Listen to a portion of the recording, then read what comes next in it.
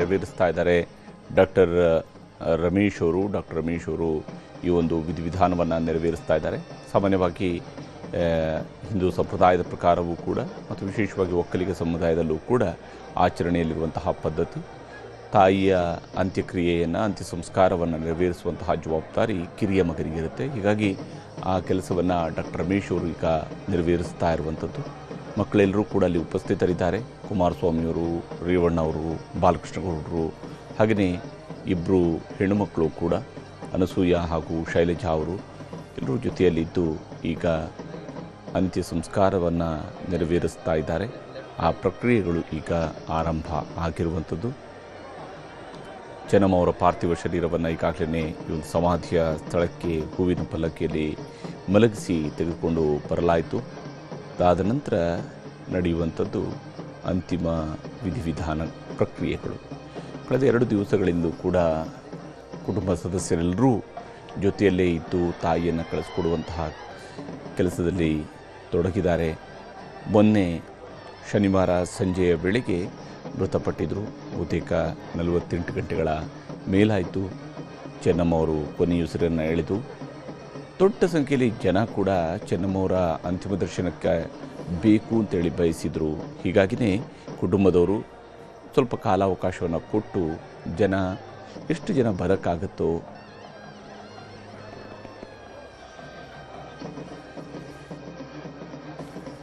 ಅವರೆಲ್ಲ ಬಂದು ಒಮ್ಮೆ ತಾಯಿಯನ್ನು ಕಣ್ತುಂಬಿಕೊಂಡು ಹೋಗಲಿ, ತಾಯಿಯ ಅಂತಿಮ ದರ್ಶನವನ್ನು ಪಡ್ಕೊಳ್ಳಿ ಅಂತ 2 ದಿವಸಗಳ ಕಾಲ ಅದಕ್ಕೆ ಬೇಕಾದ ವ್ಯವಸ್ಥೆಯನ್ನು ಮಾಡಿದರು. ಮೊನ್ನೆ ರಾತ್ರಿ ಬೆಂಗಳೂರಿನ ಪದ್ಮನಾಭನಗರದ ನಿವಾಸದಲ್ಲಿ ಅಂತಿಮ ದರ್ಶನಕ್ಕೆ ವ್ಯವಸ್ಥೆ ಮಾಡಲಾಯಿತು. ನಿನ್ನೆ ಬೆಳಗಿನ ತನಕ ಮನೆಯಲ್ಲೇ ಅಂತಿಮ ದರ್ಶನವನ್ನು ವ್ಯವಸ್ಥೆಯನ್ನು ಮಾಡಿ ಅದಾದ ನಂತರ ಹೊಳೆನರಸೀಪುರಕ್ಕೆ ಅವರ ಪಾರ್ಥಿವ ಶರೀರವನ್ನು ತೆಗೆದುಕೊಂಡು ಹೋಗಲಾಯಿತು. ಆದರೆ ಬೆಂಗಳೂರಿನ ಹೊಳೆನರಸೀಪುರದ ರೇವಣ್ಣವರ ನಿವಾಸಕ್ಕೆ ತಲುಪೋದಕ್ಕೆ, ಪಾರ್ಥಿವ ಶರೀರ ತಲುಪೋದಕ್ಕೆ ಬಹುತೇಕ 15-16 ಗಂಟೆಗಳ ಕಾಲ ತಗೊಳ್ತು. ಯಾಕಂದರೆ ಅಷ್ಟೊಂದು ಸಂಖ್ಯೆಯ ಜನ ಈ ದಾರಿಯ ಉದ್ದಕ್ಕೂ ಕೂಡ ಬೇರೆ ಬೇರೆ ಭಾಗಗಳಲ್ಲಿ ನಿಂತು ಚೆನ್ನಮ್ಮವರ ಅಂತಿಮ ದರ್ಶನವನ್ನು ಪಡ್ಕೊಂಡಿದ್ದಾರೆ. ಅದು ಕುಣಿಗಲ್ಲಿರ್ಬೋದು, ಅದು ಚನ್ನರಾಯಪಟ್ಟಣ ಇರ್ಬೋದು, ನಂತರ ಹಾಸನ ಇರ್ಬೋದು, ಅಲ್ಲಿನ ಹೊಳೆನರಸೀಪುರ, ಇಲ್ಲಿಗೆ ತಲುಪುವ ಹಾದಿಯ ಉದ್ದಕ್ಕೂ ಕೂಡ ದೊಡ್ಡ ಸಂಖ್ಯೆಯಲ್ಲಿ ಜನ ಬಂದು ಚೆನ್ನಮ್ಮನವರಿಗೆ ಅಂತಿಮ ಗೌರವವನ್ನು ಸಲ್ಲಿಸಿದ್ದಾರೆ.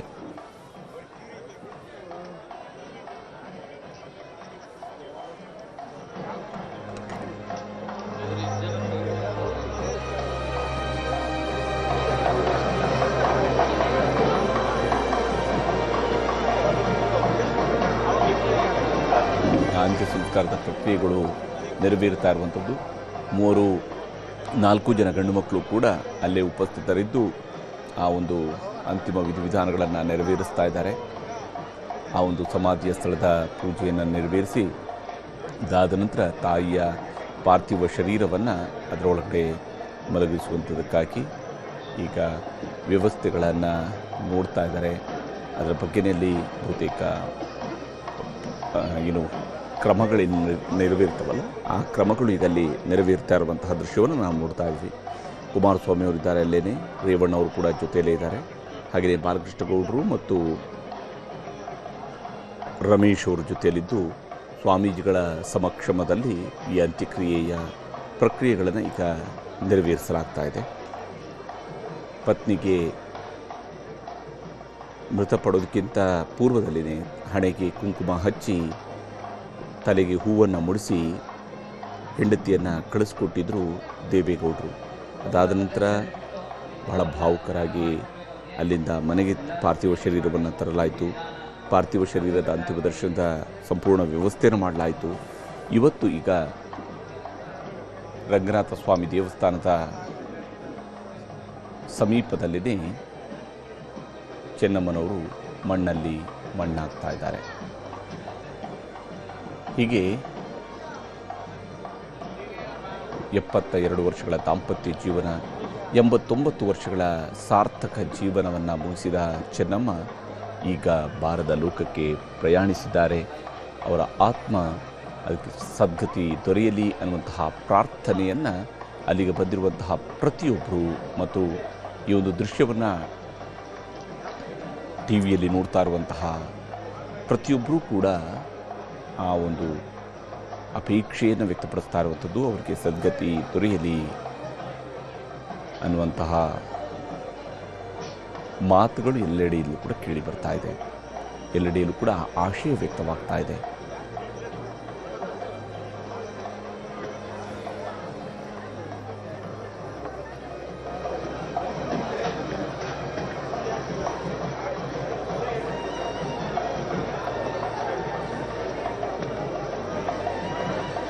ಅಂತ್ಯಕ್ರಿಯೆ ನೆರವೇರುವ ಸ್ಥಳದ ಮತ್ತೊಂದು ಭಾಗದಿಂದ ನಾವು ನಿಮಗೆ ನೇರ ದೃಶ್ಯವನ್ನು ಇಲ್ಲಿ ತೋರಿಸ್ತಾ ಇರುವಂಥದ್ದು. ಪ್ರತಿ ಬೆಳವಣಿಗೆಯನ್ನು ಕೂಡ ನಿಮಗೆ ತೋರಿಸ್ತಾ ಇದ್ದೀವಿ. ಯಾವ ಸ್ವರೂಪದಲ್ಲಿ ಆ ಕುಟುಂಬ ಸದಸ್ಯರು ಭಾವುಕರಾಗಿ ತಾಯಿಯನ್ನು ಕಳಿಸ್ಕೊಡ್ತಾ ಇದ್ದಾರೆ ಅನ್ನೋದನ್ನು ನೋಡ್ತಾ ಇದ್ವಿ.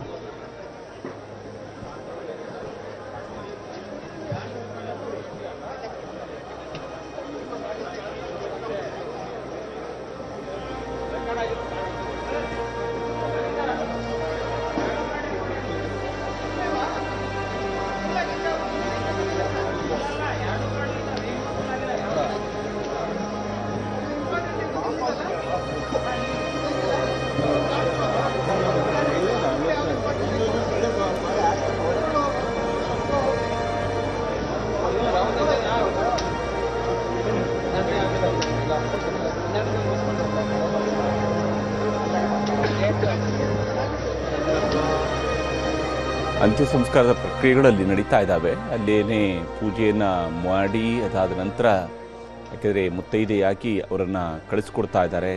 ಆ ಒಂದು ಪ್ರಕ್ರಿಯೆಗಳು ಈಗ ಅಲ್ಲಿ ನಡೀತಾ ಇದ್ದಾವೆ. ಹೆಂಗಳೆಯರು ಅಲ್ಲೇ ಇದ್ದು ಅವರ ಮಕ್ಕಳು, ಹೆಣ್ಣುಮಕ್ಕಳು, ಸೊಸೆಯಂದಿರು, ಮೊಮ್ಮಕ್ಕಳು ಇವರೆಲ್ಲರೂ ಕೂಡ ಅಲ್ಲೇ ಜೊತೆಯಲ್ಲಿದ್ದು ಅವರನ್ನು ಕಳಿಸ್ಕೊಡ್ತಾ ಇರುವಂತಹ ಪ್ರಕ್ರಿಯೆ. ಮತ್ತೊಂದು ಭಾಗದಲ್ಲಿ ನಿರ್ಮಲಾನಂದನಾಥ ಸ್ವಾಮೀಜಿಯವರು ಕೂಡ ಉಪಸ್ಥಿತರಿದ್ದಾರೆ. ಬೇರೆ ಬೇರೆ ಸ್ವಾಮೀಜಿಗಳಲ್ಲಿ ಉಪಸ್ಥಿತರಿದ್ದಾರೆ.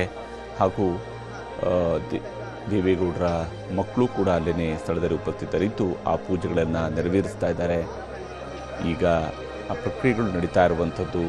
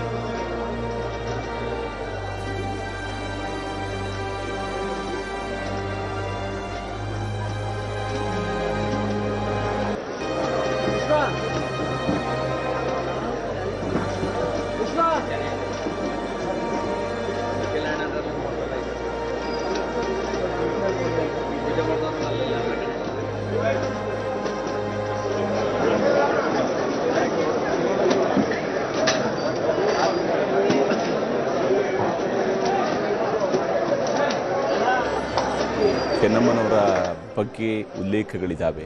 ಚೆನ್ನಮ್ಮನವರ ಜೊತೆಗಿನ ಒಡನಾಟದ ಬಗ್ಗೆ ಉಲ್ಲೇಖ ಇದೆ. ವಿಶೇಷವಾಗಿ ಅವರ ಮದುವೆಯ ಸಂದರ್ಭದ ಬಗ್ಗೆಯೂ ಕೂಡ ಉಲ್ಲೇಖವನ್ನು ದೇವೇಗೌಡರು ತಮ್ಮ ಜೀವನ ಚರಿತ್ರೆಯಲ್ಲಿ ಕೂಡ ಮಾಡಿದ್ದಾರೆ.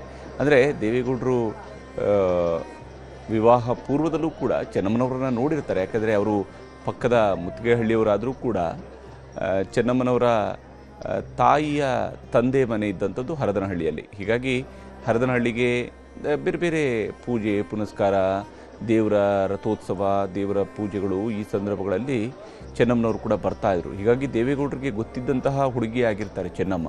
ಆದರೆ ಚೆನ್ನಮ್ಮ ಅವರನ್ನು ತಮ್ಮ ಮಗನಿಗೆ ಗೊತ್ತು ಮಾಡುವಂಥದ್ದು ದೇವೇಗೌಡರ ತಾಯಿ ಲಕ್ಷ್ಮೀದೇವಮ್ಮ ಅವರು ತೀರ್ಮಾನವನ್ನು ಮಾಡ್ತಾರೆ. ಈಕೆ ನನ್ನ ಮಗನಿಗೆ ಸರಿಯಾದಂತಹ ಜೋಡಿ, ಸರಿಯಾದ ಹೆಂಡತಿ ಅಂತ ಹೇಳಿ. ಆಗಷ್ಟೇ ಅವರು ಬೋರ್ಡ್ ಎಕ್ಸಾಮನ್ನು ಬರೆದಿರ್ತಾರೆ. ಅಂದರೆ ಹೈಸ್ಕೂಲ್ ಶಿಕ್ಷಣವನ್ನು ಮುಗಿಸಿರ್ತಾರೆ ಚೆನ್ನಮ್ಮ ಅವರು.